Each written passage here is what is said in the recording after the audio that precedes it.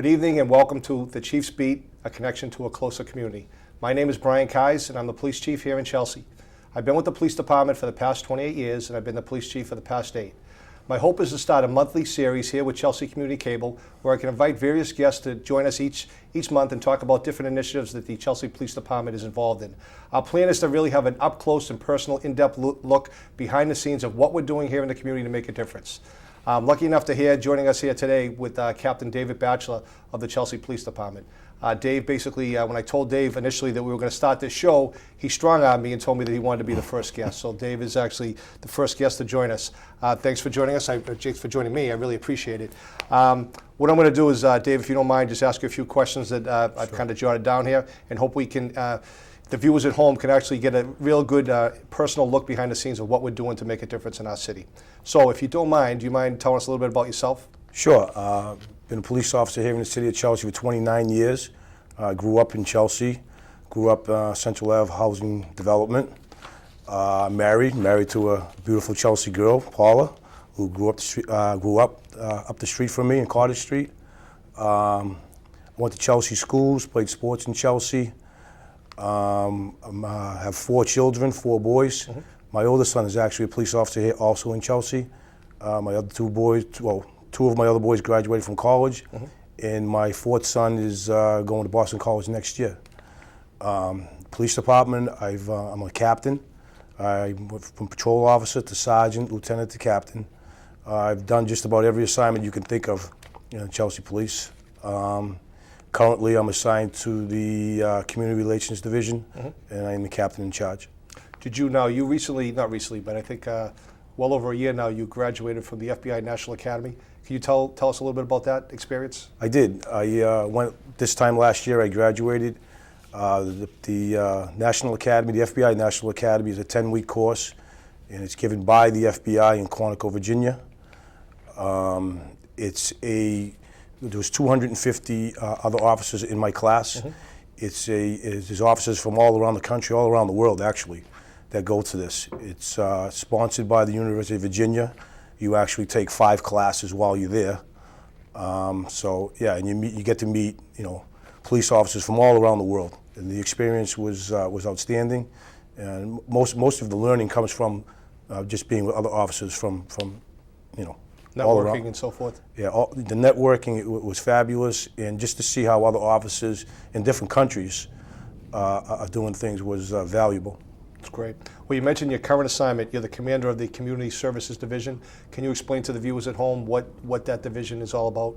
So, the Community Services Division originally was split up traffic, student resource officers at the schools, and we had 1 community relations officer. So what I did when I took over is that I try, with everything that's going around the country with policing, we want to create as many partnerships as possible, mm-hmm. with the community.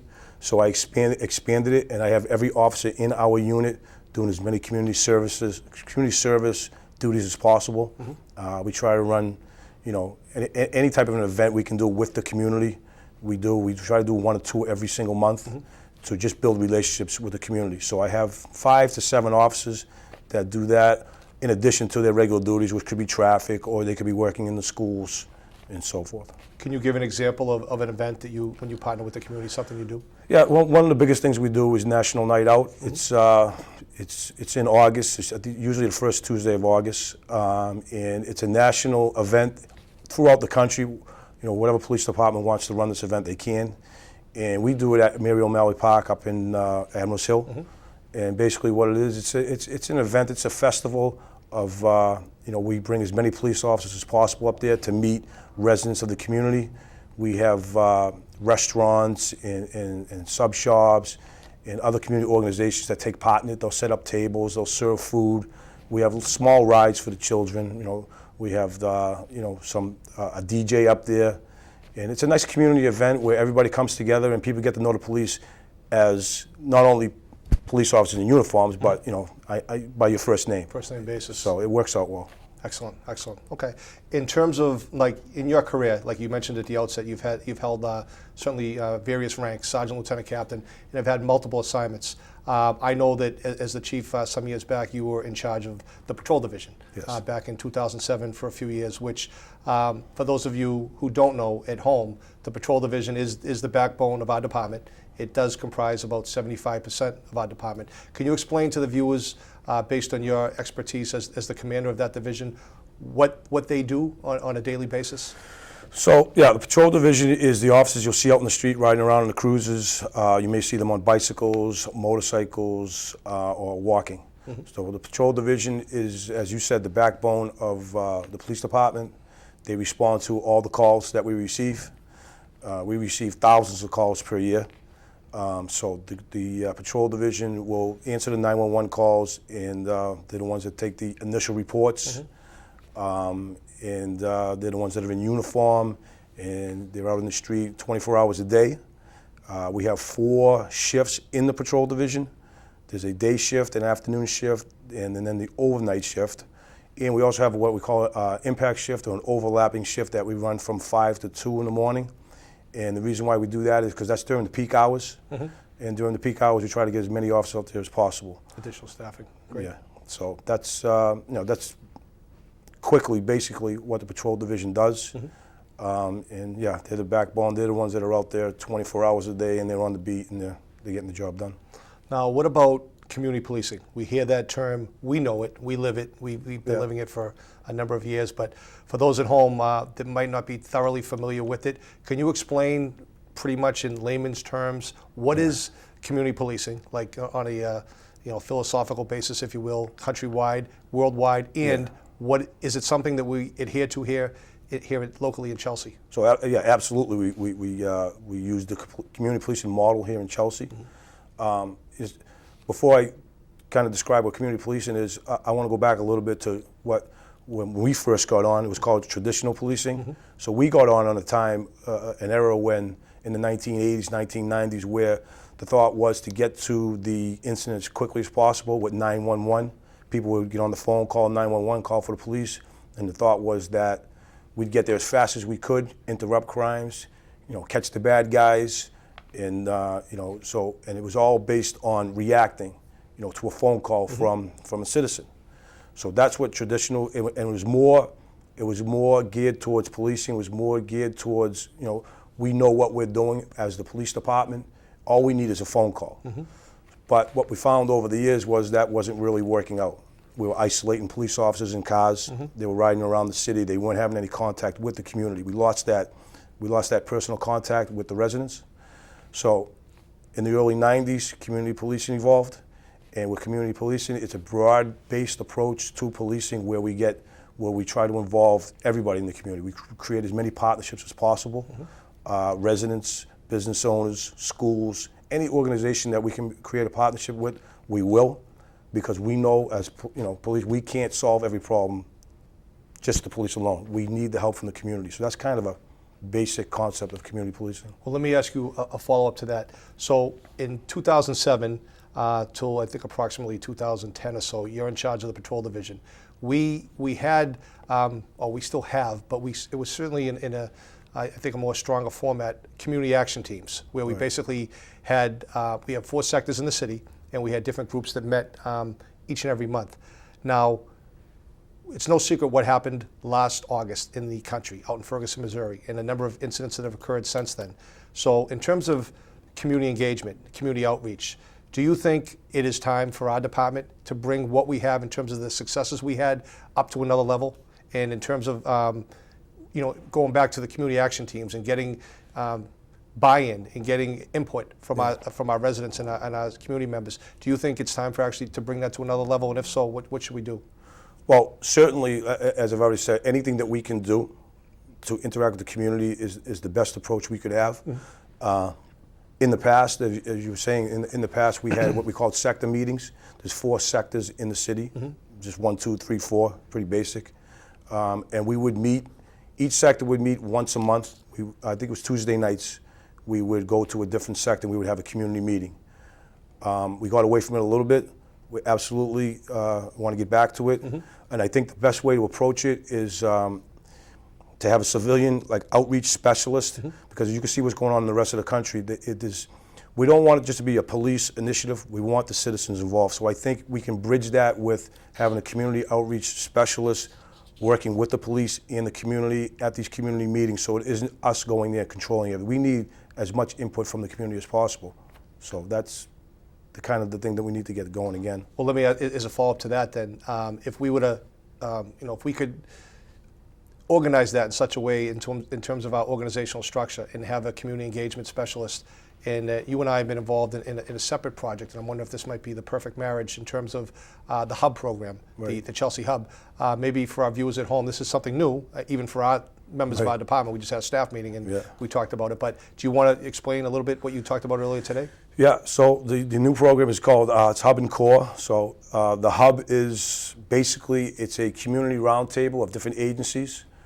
It's the police department, the schools, mental health, hospitals, probation, courts.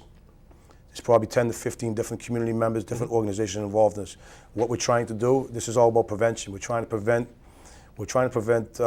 people from, we spend so much time addressing issues after the fact when people are already in trouble. Correct.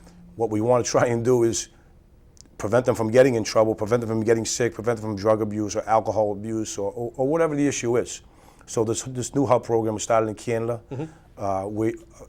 Chelsea and Springfield PD are the first two police departments in this country that are starting this new program.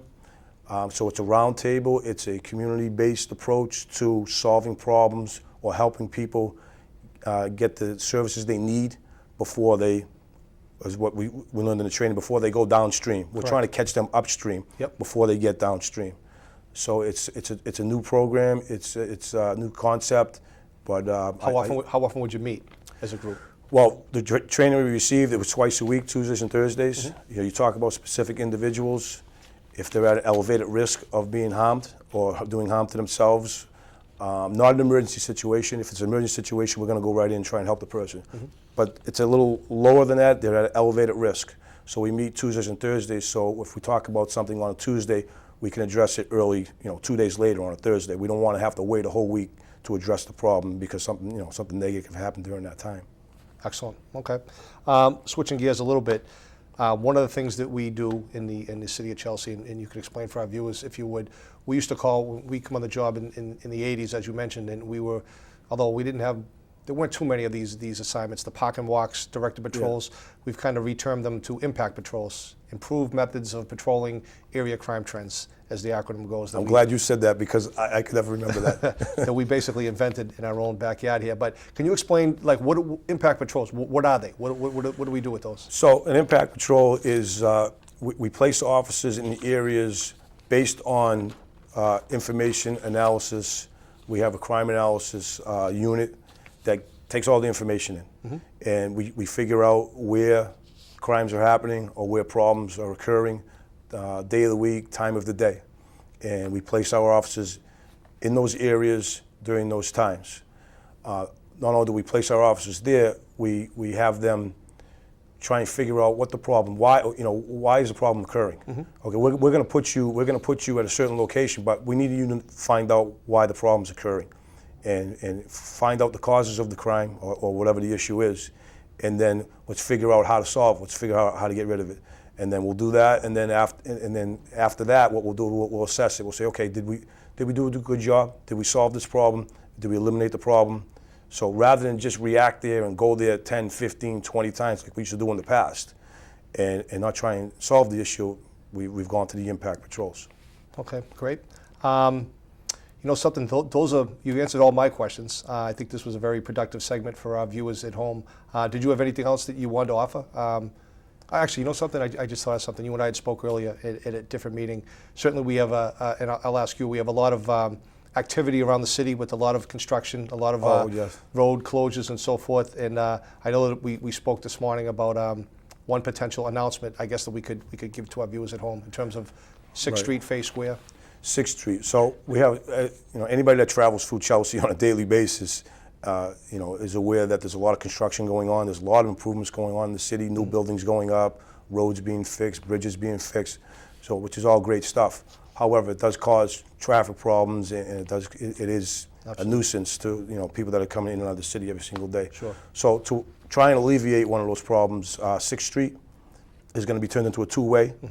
This way you'll be able to go down 6th Street from City Hall Avenue, and you have direct access to Route 1, which hopefully, because a lot of people do travel up Route 1 at the end of the day. Correct. So hopefully, in coming in, they come that way. So hopefully, by making 6th Street a two-way, we can alleviate some of the problems. So that's that. I think Tuesday is the target for making 6th Street the two-way. Correct. Excellent. Well, thank you very much, Captain Batchelor, for stopping you, by the Chief. studio and informing our viewers of all this important stuff going on in the Community Services Division in the department. I'd like to thank our sponsor, Dennis K. Burke, for sponsoring this segment. And next time we'll have Captain Keith Houghton will join us from the Criminal Investigation Division. So until next time, my name is Brian Keyes, Police Chief in Chelsea, and welcome and thanks for coming into our segment. And I'll say goodbye and sign out now from the Chief's Beat, a connection to a closer community. Thank you very much.